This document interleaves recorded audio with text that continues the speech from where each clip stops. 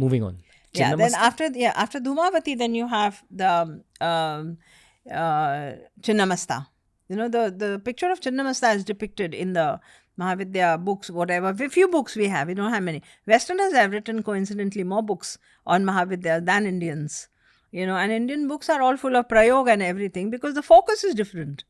The focus in the Western world is all about research and inquiry.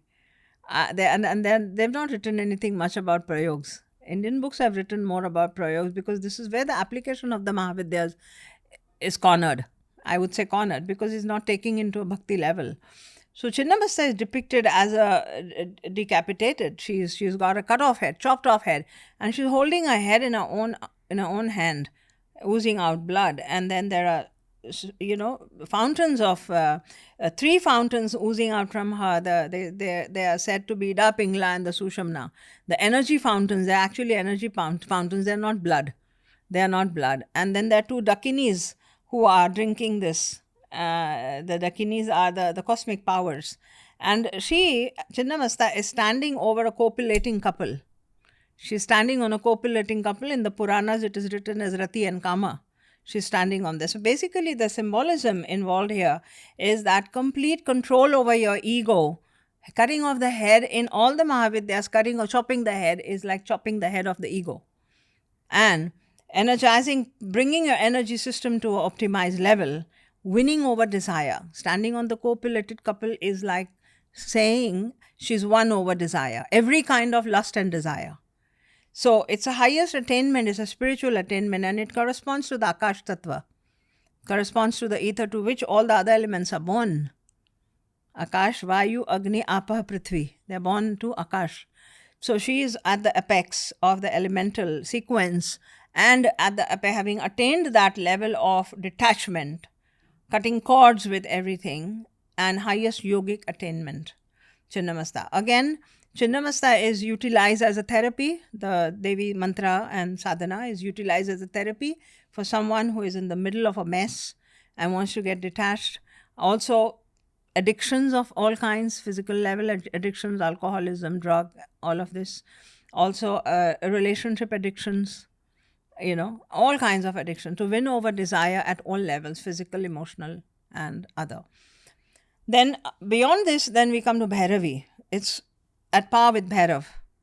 Bhairavi and Bhairav, they are the same. They aren't different. The Pravaha, here is the force of Shiva. Jatati vigalla jwala pravaha pavitastale.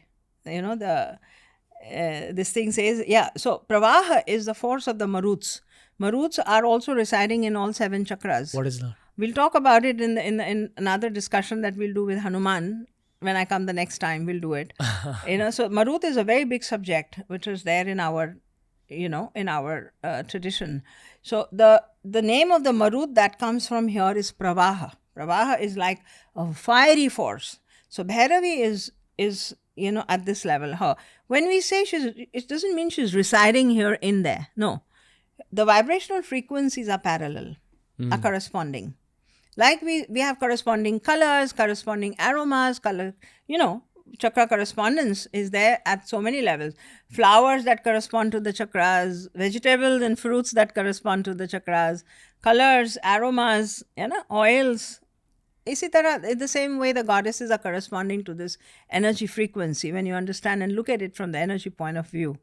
So Bhairavi is like, she's shown in the Smashana again, and doing sadhana fiery. Her face is quite familiar to that of Kali, with absolute brazen hair, and body is nude. And so she is like Bhuton ki Swami.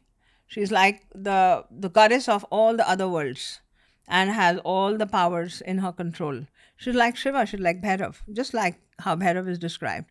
Bhairavi is here. So sicknesses, getting over sicknesses. She's also the controller of our prana system.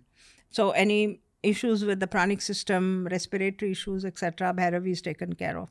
Bhairavi can take care of. She's used as, her mantra is used as a therapy. In our sampradaya, in Gurudev's teachings, all these Mahavidyas are taught as healing arts. Different Mahavidyas for different healing streams. For different kinds of issues and problems that people would face. White prayog. White prayog. White and red sometimes, for prosperity. When you have a family, you need sustenance. When you need sustenance, you need money and you need facilities. So that comes under red, to increase your business turnover, or to resolve your financial obstacles, or to attain in education or success, more focus and concentration in your work, etc. It's all red prayog. So Bhairavi is invoked for diseases, deadly diseases, and also to get rid of evil energy and evil unseen dangers that come from other dimensions, so she is invoked for that. Can we talk about unseen evils that come from different dimensions? A little bit, maybe, yes. So over to you. Yeah. My Gurudev, always said to me that bring people in faith, astha, shraddha, and love. And it's not important for us to see the dark. So I love following his, advice, and having known all the other dimensions that one can talk about. If it's not going to help anyone, why to talk about it? Okay, fair. And if it creates fear, why to talk about it? I can give you a very small example of the unseen. Very small example. I was doing a Kali sadhana, and I keep experimenting a lot with mantras, and because I have all time in hand, so I was experimenting with the Kali sadhana sitting on my sofa. Our hermitage is bang on the Ganga. It's on the bank of Ganga, and you can see the Ganga, 70 mm, full panoramic view of the Ganga. So I was doing my mantra japa, and I'm looking at the Ganga, and suddenly the thought crossed my mind, oh, the AC is on and you're sitting comfortably in this room doing the sadhana, and there are people sitting in the smashan and doing it. You should be sitting in the smashan and doing the sadhana. Mahavidya sadhanas are done, a lot of them, in crude, natural places, guhya places, like the cremation ground or caves and riverbeds, etc. So I'm just joked with myself and I said, you're doing Kali sadhana and the comfort of a sofa and an AC, and you should be sitting there. And so just in the 60 degrees view of our hermitage down there is a cremation ground where the local villagers come and burn the bodies when they're dead. So I'm looking there and I'm saying this in my head. And within a few minutes, could be 10-15 minutes, I see 2-3 bodies have come there and they were blazing. They were put on fire and they were blazing. It was as if Goddess is giving me an assurance that you're okay, sitting there and doing it. Here I am, I'm showing you the smashan.